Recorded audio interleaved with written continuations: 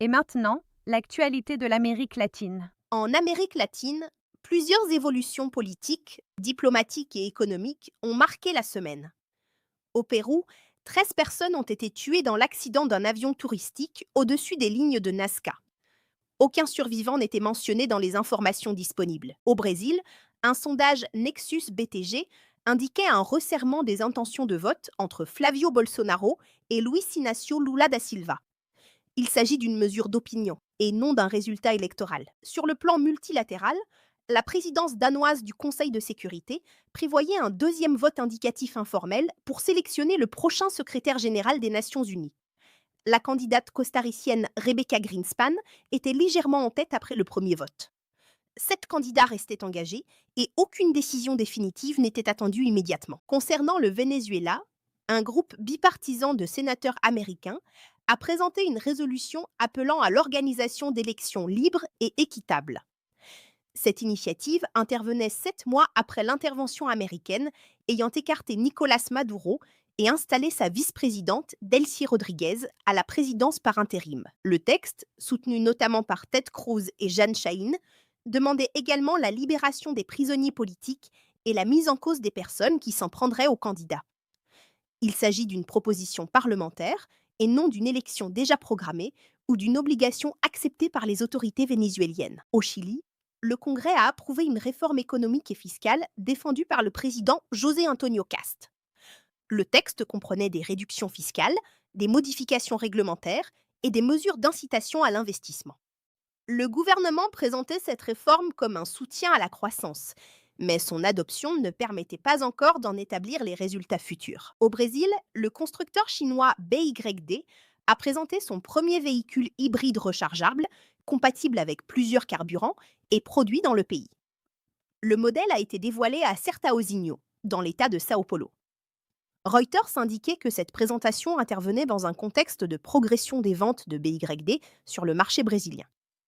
Le lancement de ce modèle ne permettait toutefois pas de mesurer la production industrielle totale de l'usine. Les relations diplomatiques entre le Brésil et l'Argentine ont ensuite été déclassées. Le Brésil a informé l'Argentine que leurs relations seraient désormais gérées au niveau des chargés d'affaires. L'ambassadeur brésilien, Julio Bitelli, ne devait pas retourner à Buenos Aires. Cette décision faisait suite à de nouvelles déclarations insultantes du président argentin Javier Milei visant le président brésilien Luis Inácio Lula da Silva. L'ambassadeur argentin à Brasilia a été informé de la décision. Les deux présidents n'avaient pas tenu de rencontre bilatérale officielle depuis l'arrivée de Javier Milei au pouvoir. Au Mexique, les États-Unis ont suspendu les inspections nécessaires aux exportations d'avocats depuis l'État du Michoacán, en invoquant une alerte de sécurité. Cette suspension concernait les inspections américaines et ne constituait pas une interdiction générale et définitive de la production mexicaine d'avocats. Aucun calendrier de reprise n'avait été annoncé. Au Venezuela, des négociations soutenues par les États-Unis ont commencé entre le gouvernement intérimaire et une faction de l'opposition. La délégation gouvernementale était dirigée par Jorge Rodriguez, président de l'Assemblée nationale et frère de la présidente par intérim Delcy Rodriguez. Dinora Figuera conduisait la délégation de l'opposition. Les discussions devaient porter sur la transformation du système politique avant de futures élections. Leur premier cycle devait se poursuivre jusqu'au 12 août. Leur ouverture ne constituait ni un accord politique définitif, ni l'annonce d'un calendrier électoral arrêté. Concernant Cuba, des experts des Nations Unies ont condamné de récentes mesures américaines et appelé la communauté internationale à agir rapidement face à la dégradation de la situation dans l'île. Leurs déclarations intervenaient alors que Cuba tentait de rétablir son réseau électrique après plusieurs effondrements. L'évaluation humanitaire demeurait celle des experts. En Argentine, des analystes interrogés dans le cadre d'une enquête de la Banque centrale ont abaissé leur prévision médiane de croissance pour l'année à 2,7%, soit une réduction de 0,4 points de pourcentage. Leur prévision médiane d'inflation en fin d'année a été ramenée à 29,8%, en baisse de 0,2 points de pourcentage. Il s'agissait de prévisions d'analystes et non de résultats économiques définitifs. Toujours en Argentine, l'ambassade de Chine a accusé les États-Unis d'entraver la coopération entre une entreprise argentine et Huawei. Cette réaction faisait suite à des révocations de visas décidées par les autorités américaines. L'ambassade chinoise présentait cette décision comme une atteinte à la souveraineté et au principe du libre marché.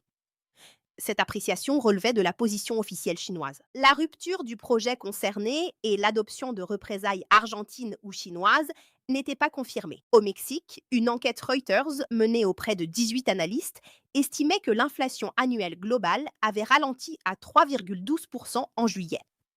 Cette estimation aurait représenté un quatrième mois consécutif de ralentissement et le niveau le plus bas depuis mai 2020. L'inflation sous-jacente était estimée à 3,94%. Ces chiffres n'étaient pas encore les données officielles définitives. L'enquête prévoyait également que la Banque du Mexique maintiendrait son taux directeur inchangé. En Colombie, Abelardo de la Espriella a prêté serment comme président.